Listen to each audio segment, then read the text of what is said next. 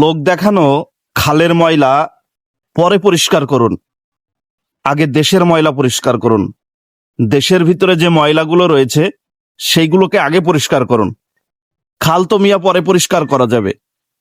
এই লোক দেখানো খাল পরিষ্কার ফটো সেশন, একদিন গিয়ে আপনি কি কিলোমিটারের পর কিলোমিটার খাল পরিষ্কার করছেন নাকি? একদিন গিয়ে একটা জায়গায় নেমে আপনি কিছু কচুরি ফানা তুললেন, এতেই খাল পরিষ্কার হয়ে গেল? জাতিকে কি বোঝাতে যাচ্ছেন?